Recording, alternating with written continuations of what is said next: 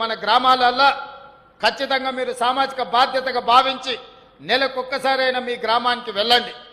మీ గ్రామంలో చదువుకుంటున్న విద్యార్థుల పాఠశాలలకు వెళ్ళండి. అక్కడ ఉండే రెసిడెన్షియల్ స్కూల్స్ కావచ్చు, గవర్నమెంట్ స్కూల్స్ కావచ్చు, అక్కడికి వెళ్ళి ఆ పాఠశాలల్లోని విద్యార్థులతో కాసేపు ముచ్చట పెట్టండి. వాళ్ళకు ఒక నమ్మకం, విశ్వాసం కల్పించండి ప్రభుత్వం పట్ల. చదువుకోవడం వల్ల ప్రయోజనం ఉంటుంది. ఆ ప్రయోజనం మనల్ని సమాజంలో గుర్తింపు, గౌరవాన్ని తెస్తుంది. చదువుకోవాల్సిన సమయంలో చెడు వ్యసనాలకు బానిసలై ఈరోజు పోలీస్ శాఖ ఇక్కడే కమిషనర్ గారు ఉన్నారు. ఇంతకుముందు గంజాయో, గుడంబనో, ఎక్కడనో దూల్పేట్లనో ఆర్థిక పరిస్థితి లేని వాళ్ళు, జీవన ఉపాధి లేని వాళ్ళు ఇట్లాంటివి అమ్మేది.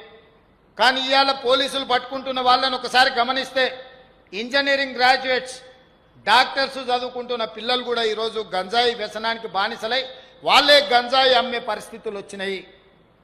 దీనికి వాళ్ళకు ఒక ఓరియంటేషన్ లేకపోవడము, లేదా వాళ్లకు ఒక అవగాహన కల్పించకపోవడం వల్ల జరుగుతున్న పరిణామాలు. కొన్నిసార్లు వాళ్ళ భవిష్యత్తు పాడవుతుందని వాళ్ళని కౌన్సిలింగ్ ఇచ్చి పంపించాల్సిన పరిస్థితి.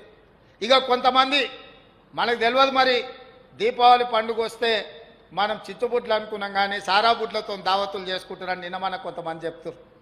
ఆ దావతులలో డ్రగ్స్ తీసుకున్న వాళ్ళు దొరికితే అదేదో గొప్ప, మేము పండుగ పూట గృహప్రవేశం చేసుకున్నామని ఇంకొంతమంది ప్రజలకు చెప్పే ప్రయత్నం చేస్తారు.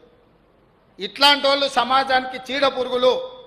ఎందుకంటే ప్రజాప్రతినిధులు అంటే ప్రజలకు ఒక రోల్ మోడల్స్.